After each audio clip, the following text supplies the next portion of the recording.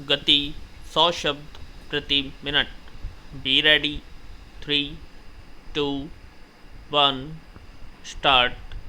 जब दुनिया अमेरिका और सोवियत संघ दो गुटों में बटी हुई थी, तब इन दोनों से अलग था गुटनिरपेक्ष आंदोलन। दोनों में से किसी गुट में नहीं होने का दावा करने वाला यह गुट सदस्यता के हिसाब से दोनों गुटों से बहुत बड़ा था। इस आंदोलन ने दोनों महाशक्तियों और उनके गुटों के बीच संतुलन का काम भी किया। भारत इस आंदोलन का संस्थापक सदस्य और सबसे बड़ा और ताकतवर देश होने की वजह से इसका निर्विवाद नेता भी रहा। उस समय गुटनिरपेक्ष आंदोलन और भारत का वैश्विक राजनीति में अच्छा प्रभाव था। पैरा सोवियत संघ के विघटन के साथ ही सोवियत गुट खत्म हो गया और गुटनिरपेक्ष आंदोलन ने खुद को अप्रासंगिक मान लिया। आंदोलन का सबसे बड़ा देश भारत भी इसके प्रति उदासीन होता गया और शायद इसी कारण अन्य सदस्य देश ने भी बदली हुई परिस्थितियों के अनुसार इसे प्रासंगिक बनाने की कोई कोशिश नहीं की। हाल के वर्षों में तो भारत ने इस आंदोलन से दूरी और बढ़ा ली है। शायद इसीलिए 2016 और 2019 में भारत ने पहले की तरह शीर्ष स्तर से इसमें शिरकत नहीं की, जबकि इससे पहले ऐसा सिर्फ 1976 में हुआ था। सोवियत गुट के खत्म होने और गुटनिरपेक्ष आंदोलन के अप्रासंगिक होने से विश्व पटल पर एक शून्य बना। यही मौका था उस शून्य को भरने का और शक्ति के एक नए केंद्र को स्थापित करने का। चीन ने यह मौका लपका और दुनिया में अपना प्रभाव बढ़ाना शुरू कर दिया। पैरा आज जब हम विश्व में चीन के बढ़ते प्रभाव की बात करते हैं तो भूल जाते हैं कि हमने अपने शक्ति केंद्र गुटनिरपेक्ष आंदोलन को मजबूत बनाने की कोई कोशिश न करके चीन को मौका दिया। अगर भारत अन्य सदस्य देशों के साथ मिलकर गुटनिरपेक्ष आंदोलन को सार्थक और प्रासंगिक बनाए रखने की कोशिश करता है तो आज निश्चित तौर पर दुनिया में चीन का इतना प्रभाव नहीं होता। अभी गुटनिरपेक्ष आंदोलन खत्म नहीं हुआ है। ज़रूरत है इसे बदली परिस्थितियों के अनुसार बदलने और प्रासंगिक बनाने की। भारत यह काम आसानी से कर सकता है क्योंकि आज भी भारत इस आंदोलन का सबसे बड़ा और शक्तिशाली देश है। अब हम चीन और अमेरिका को दो गुट मानकर गुटनिरपेक्ष आंदोलन की एक नई इबारत लिख सकते हैं और चीन और अमेरिका की महत्वाकांक्षाओं पर लगाम लगा सकते हैं। पैरा निजीकरण की व्यवस्था देश को कमज़ोर करती है। जहां पर किसी एक व्यक्ति विशेष को किसी संस्थान को चलाने के लिए दे देना उसके मूल स्वरूप को ही नष्ट कर देता है। इसमें उपभोक्ता और कर्मचारियों का शोषण होता है।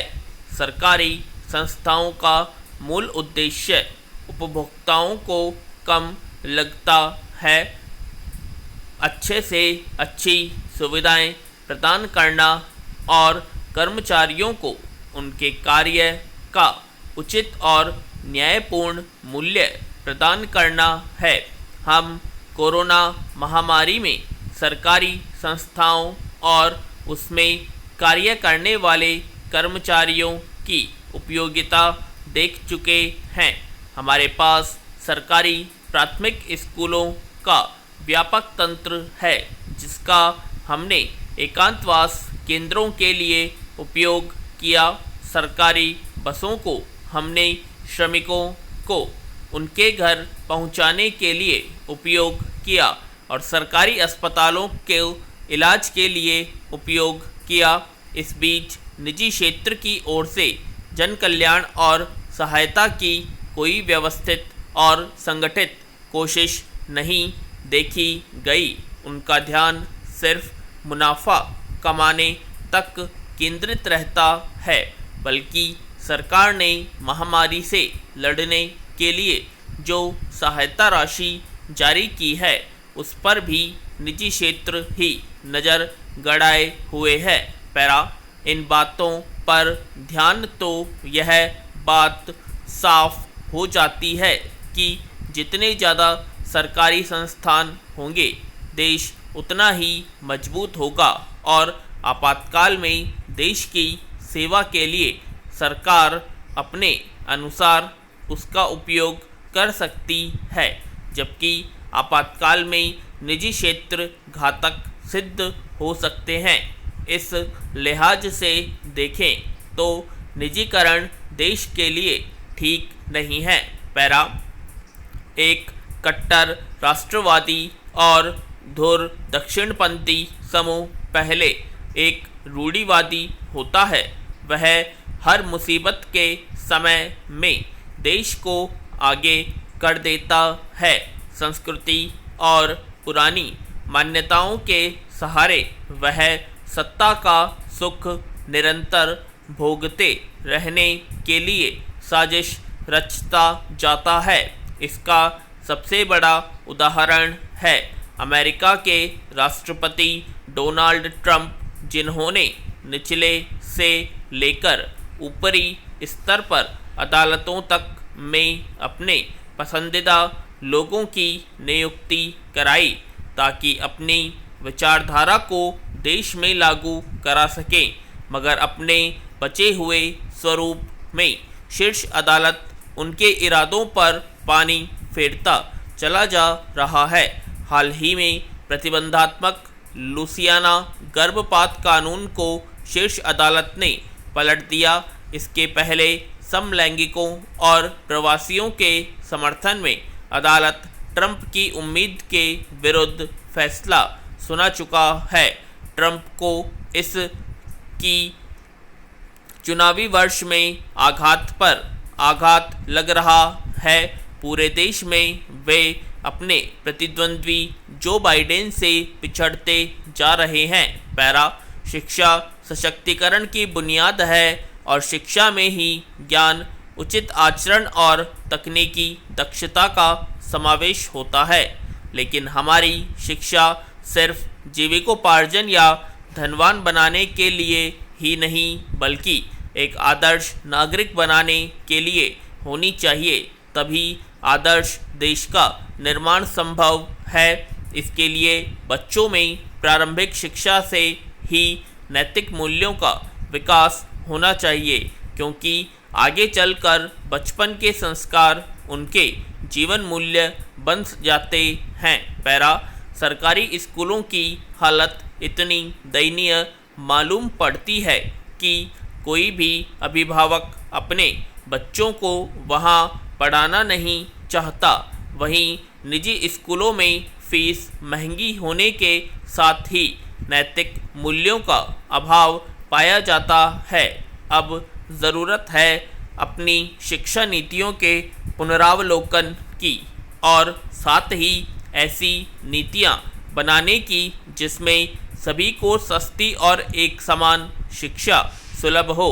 देश को आत्मनिर्भर बनाने और अपनी तकनीक विकसित करने के लिए सरकार अपने युवाओं को वे सारी सुविधाएं मुहैया कराएं जिसके कारण उन्हें अपनी प्रतिभा विदेशों में बेचनी पड़ती है। ऑनलाइन शिक्षा को वैकल्पिक तौर पर प्रयोग कर दूरस्थ इलाकों तक पहुंचाया जा सके, लेकिन यह ध्यान रखा जाए कि समाज का सबसे गरीब और पिछड़े तबके के एक भी बच्चे स्कूली शिक्षा से न छूटे। पैरा सबक यह है कि भारत को चीन के बारे में रणनीतिक खाका तैयार करना चाहिए और गहराई से सोचना चाहिए। देश की संप्रभुता और गरिमा दांव पर है। प्रधानमंत्री की कुर्सी पर नरेंद्र मोदी हैं। देश आश्वस्त है कि वे राष्ट्र के उच्च मूल्यवान सिद्धांतों के साथ कोई समझौता नहीं करेंगे। पूर्ण विराम।